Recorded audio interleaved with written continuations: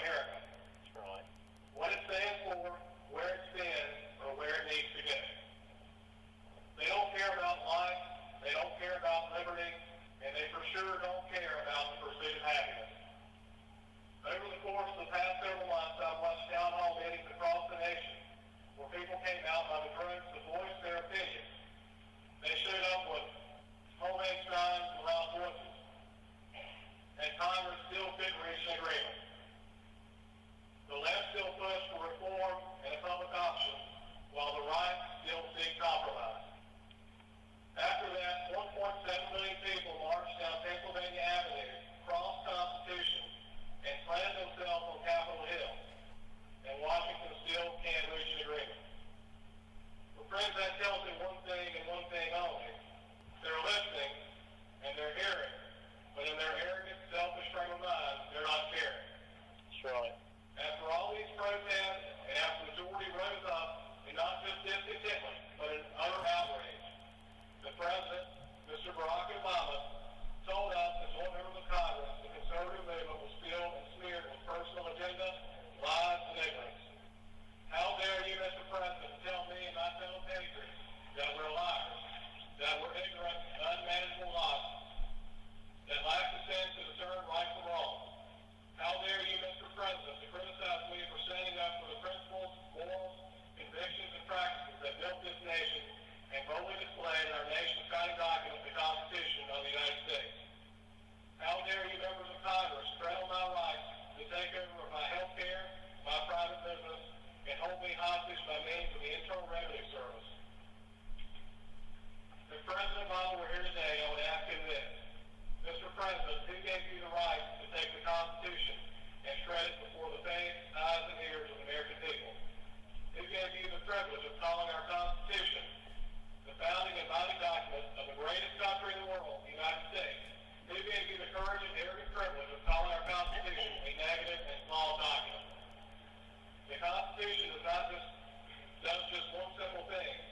It ensures for all that our God-given rights will always be upheld and protected.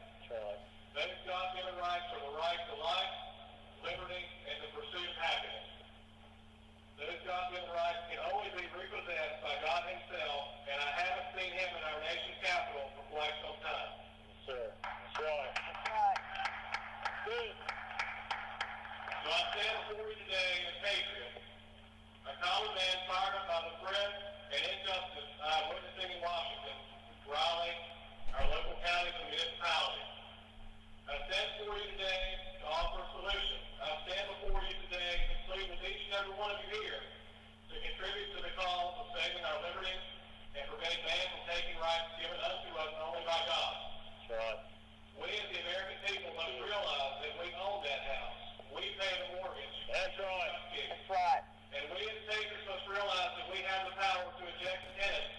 And ladies and gentlemen, a congressional eviction law never did. Yes. Yes. So I urge you, stand with me. Stand with the people. We the people stand and together let's end this destructive, evil force of socialism. Let the long arm of the American people reach out and snatch up the corrupt, weak-minded career politicians by the seat of their pants and the collar of their shirt and purge them from the purges of power in which they currently reside. Please remember, you are not alone. We are the majority. This is our country, this is our government, and with God's help, when we're finished, it will be once again of the people, by the people, and for the people. Yes, sir. That's right. In closing, I want to leave you with a story. A story that speaks to me and hopefully will speak to you. It's a story told by President Ronald Reagan in the mid-'80s. It's called The Modern Little Red Hen. Once upon a time, there was a little red hen who scratched about the barnyard until she